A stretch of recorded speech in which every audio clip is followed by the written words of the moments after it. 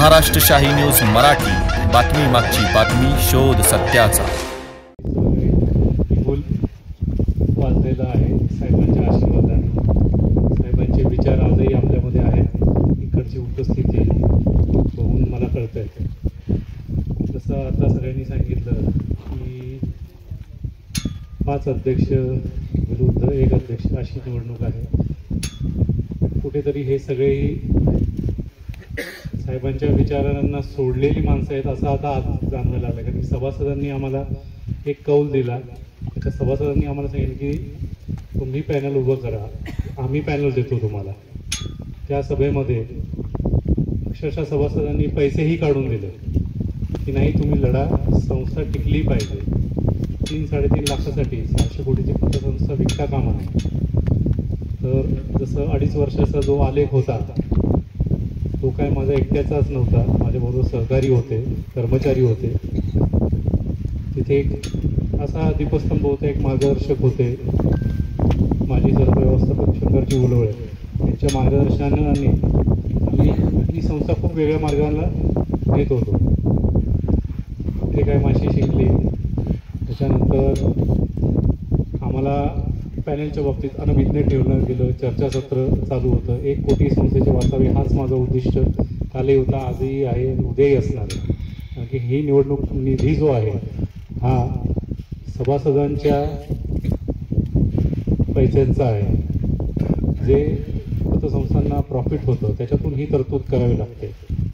मागच्या पंचवार्षिकला हे 35 लाख होतं, पण यावेळी हे 83 ते 85 लाखापर्यंत हा निधी दिलेला आहे। आणि 2 पॅनल उभं राहणं, त्यांचे खर्च, शेवटी हा आर्थिक फटका संस्थेलाही आहे, सर्वांनाच आहे।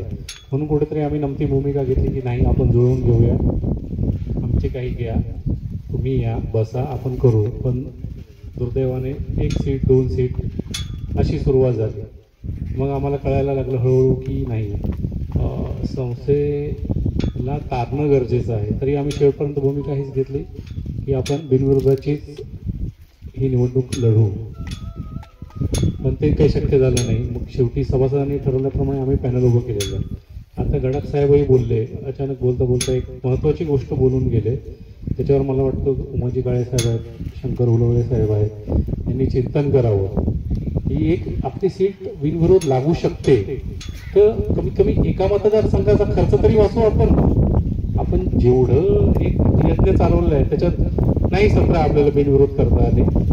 एखादा तरी बिनविरोध असेल तर उलवळे साहेब तुम्ही, काळे साहेब तुम्ही काहीतरी यामध्ये लक्ष घाला, महत्त्वाची बाब आहे। तरी जनसेवा पॅनल हे साहेबांनी दिलेलं आहे, त्याप्रमाणेच जनसेवा पॅनलचं जे चिन्ह आहे हे 26 तारखेला आपल्याला मिळेलच, पण लोकांपर्यंत जाणं खूप गरजेचं असतं। म्हणून आज आम्ही तुमच्याकडे आलेलो आहोत।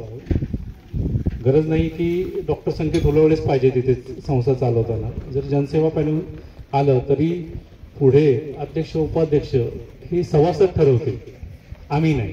जर आमचं पूर्ण पॅनल येतं आहे तर येणार याची ग्वाही मला सगळीकडून मिळाली। काल आम्ही अकोले, संगमनेर, ओतूर, राळेफाटा सर्व ठिकाणी गेलो, सगळ्यांनी एक असा कौल दिला की सभासदांचं पॅनल आहे आणि 100% आम्ही तुम्हालाच सपोर्ट करू।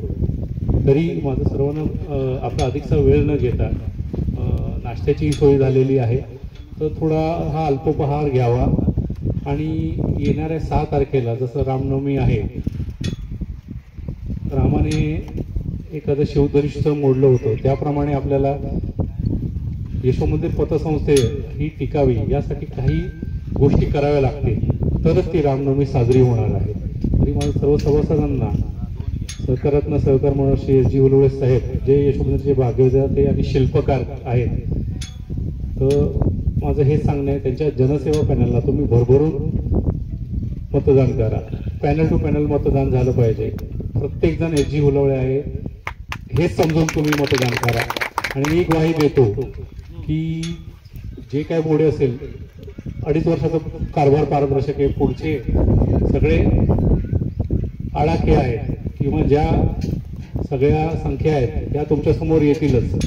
आमचे कान धरायला तिथे उमाजी काळे साहेब आहेत, शंकर उलवळे साहेब आहेत, आमचे चुलते डीजी उलवळे हे आसूड ओढणारे आहेत, त्याच्यामुळे काळजी कुठल्याच प्रकारची नसावी। संस्था चांगल्याच गोष्टींमध्ये पुढे जाईल. आणि जसं आता गडाख साहेबांनी सांगितले महिला सक्षमीकरण, त्याबरोबर सहकार क्षेत्र फक्त पतसंस्थांशी निगडीत नाही आहे ना, खूप अशा गोष्टी आहेत की ज्या आपण शेती असो, भरपूर असे काही व्यवसाय जे सहकार्याशी जोडू शकतो आणि पुढे जाऊ शकतो.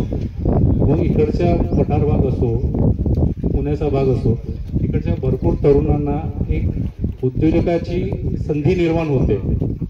महिलांना मायक्रो फायनान्सतर्फे एक वेगळं स्थान समाजात निर्माण होऊ शकतं. तर का आपण हे करू? बचत गट आहेतच, पण मायक्रो फायनान्स ही वेगळी संकल्पना आहे. आपण खूप वेगळ्या लेवलला आणत चाललोय. संस्था गुणात्मक वाढली पाहिजे, हेही खरं. आणि मी सर्वांना आव्हान आता हेच करतोय की जनसेवा पॅनलला तुम्ही भरभरून 6 तारखेला मतदान करा. तुम्हाला या गोष्टीचा पश्चाताप कधीच होणार नाही की आपण यांना का मतदान केलं. का? कारण की ही लोक आहेत आणि सभासद आहेत, ते पूर्ण लक्ष ठेवणार आहे. तरी आपण सर्व आला, आपले मी आभार मान्य करतो आणि माझे 2 शब्द संपवतो. महाराष्ट्र शाही न्यूज मराठी, बातमी मागची बातमी, शोध सत्याचा.